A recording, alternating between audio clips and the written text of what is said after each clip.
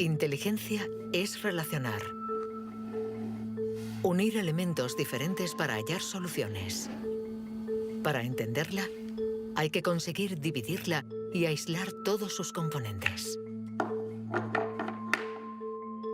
Los investigadores estudian sus diferentes facetas.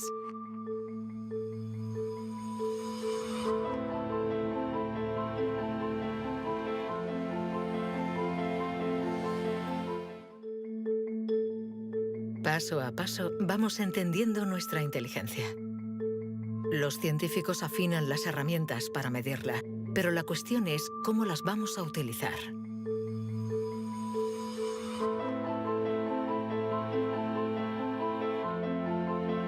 La inteligencia es lo que mejor predice nuestro nivel de estudios o nuestro empleo. Por lo tanto, hablar de la inteligencia es delicado, ya que tendemos a valorar, clasificar y jerarquizar con el riesgo a equivocarnos que conlleva. El error de razonamiento está en considerar que la inteligencia puede ser esencialmente hereditaria. Y esto nos ha llevado a divagaciones, en mi opinión, total y absolutamente ridículas. Por ejemplo, en 1924, creo, se votó en Estados Unidos una ley que restringía la inmigración mediante cupos, porque en los test daban resultados menos buenos. Y se suponía que los inmigrantes eran hereditariamente menos inteligentes. Se limitó, pues, su entrada al país para evitar un descenso en la media. Como sabemos, entraban por la isla de Ellis, frente a Nueva York, donde muchos de ellos eran devueltos, sobre todo aquellos que se anticiparon al auge del nazismo. Pienso especialmente en los judíos de Europa del Este que fueron expulsados por razones absolutamente estúpidas. Durante mucho tiempo, creímos que nuestro origen era determinante y que nuestra herencia controlaba nuestras vidas. Después, por suerte, la ciencia ha abandonado esta visión determinista. Pero la inteligencia es algo especial. Un tema tan sensible que los pasos en falso han marcado su historia. William Shockley, físico visionario y premio Nobel por su descubrimiento del transistor, resultó menos brillante en sus estudios sobre la inteligencia. Dr. Shockley, if you could answer it yes or no, I would appreciate it. Do you believe that black people are inferior in intelligence because of their heredity? What I say is this. My research leads me, and it's a tragic conclusion, really, my research leads me inescapably to the opinion that the major cause of the American Negro's intellectual and social deficits is hereditary and racially genetic in origin, and thus not remediable to a major degree by practical improvements in environment. Then what do you see as the solution to the problem? I would propose that you would offer a bonus to everyone to be sterilized. The offer is based upon the best estimates, best scientific estimates that one can have of any genetically carried disabilities. 1974, prácticamente ayer, una época nada lejana. Algunos utilizaban el cociente intelectual para justificar su racismo y excluir lo diferente. Joseph Skobanek sufre el síndrome de Asperger, una forma de autismo compatible con un cociente elevado. Graduado en ciencias políticas, doctor en filosofía y escritor, con 6 años no hablaba una palabra. Hoy habla 7 idiomas, entre ellos el hebreo, el árabe, el persa y el azerí. Yo formaba parte de esos niños cuyo destino era la basura. Durante mucho tiempo nos dijeron que las personas autistas eran deficientes intelectuales. Autismo llegó a ser casi sinónimo de discapacidad intelectual. Sin embargo, hoy sabemos que esto no es así. Toda sociedad humana necesita una jerarquía. Necesita gente que marque la diferencia.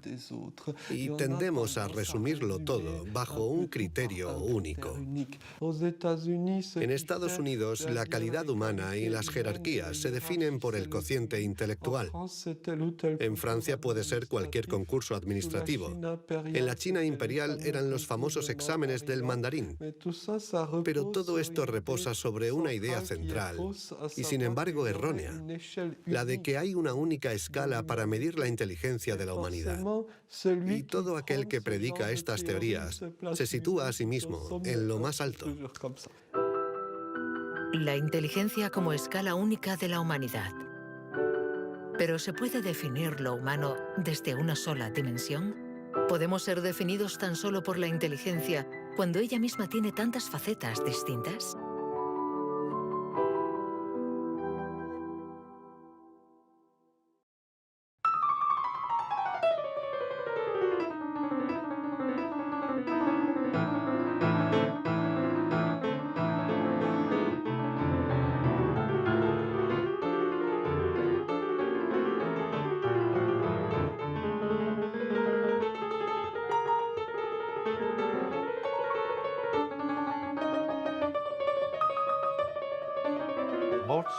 Nos han dicho siempre que Mozart podía tener en la mente una sinfonía entera. Cuando escuchamos una sinfonía, debemos seguirla a medida que se desarrolla en el tiempo. Sin embargo, él la veía en su totalidad. Viene a ser la clase de complejidad mental de un matemático cuando tiene en mente 7 u 8 fórmulas y conoce todas las conexiones posibles entre ellas. Pero siempre podemos argumentar. ¿La inteligencia musical es inteligencia? No importa. Lo que importa es que existe y que aquellos que la poseen no tienen necesariamente un cociente intelectual elevado.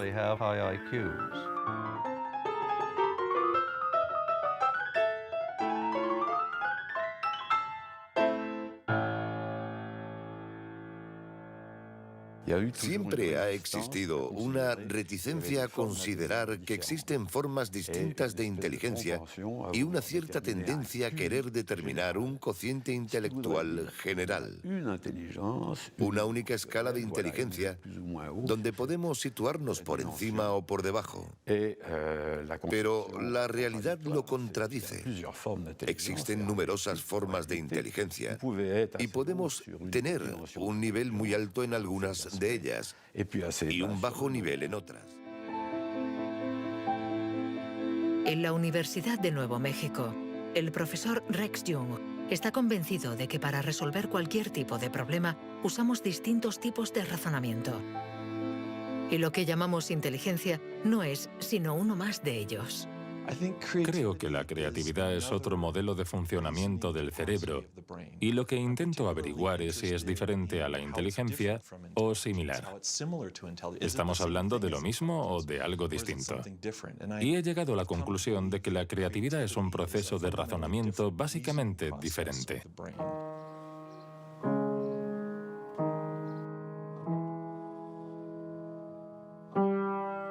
Leer una partitura es ser inteligente utilizando nuestros conocimientos.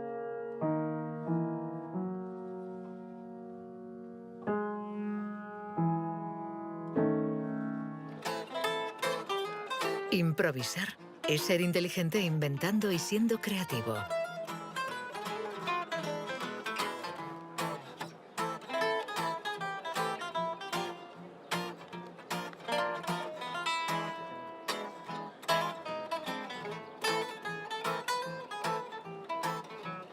Un músico puede ser a la vez inteligente y creativo, un sujeto de estudio ideal.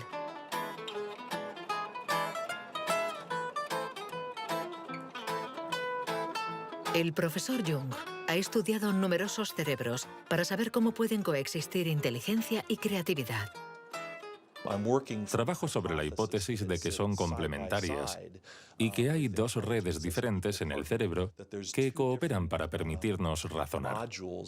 Una es un tipo de razonamiento inteligente y la otra un tipo de razonamiento creativo.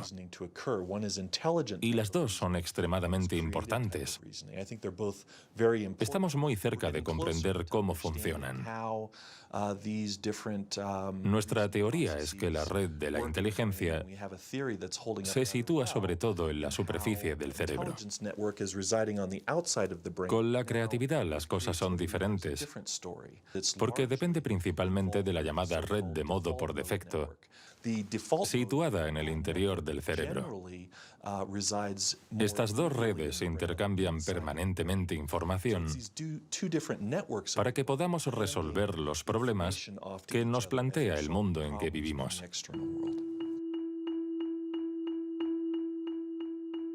Todos hemos experimentado esa sensación de una idea que surge de no se sabe dónde con la fuerza de la evidencia. Lo que nos revelan los neurocientíficos es que la forma de razonamiento inventivo creativo es una única forma de razonamiento. ¿Podemos ser inteligentes sin ser creativos? ¿O creativos sin ser inteligentes? No podemos ser creativos, por ejemplo, en física, si solo tenemos formación en física.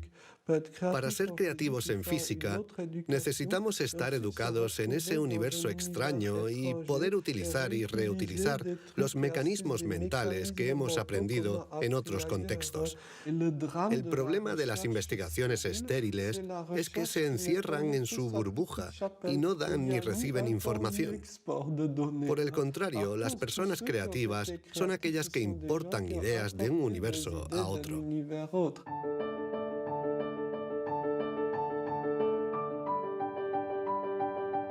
Los hilos se tejen. El cuadro se completa. Los científicos ensamblan poco a poco las diferentes piezas de nuestra inteligencia. Pero el mundo evoluciona y la inteligencia también. El cerebro está en permanente evolución y permite que la inteligencia se adapte a los problemas que debemos resolver, por múltiples y variados que estos sean. Cuando era niño, sabía que yo no funcionaba como los demás y era consciente de ello. Esto me hizo reflexionar y me llevó a imaginar un mundo plural. Un mundo donde no hubiera una única forma de clasificar y de medir, sino muchas. Lo que quiero decir es que la verdadera inteligencia humana no está en pensar de forma plural y saber tener en cuenta distintas formas de entender el mundo y no solo una.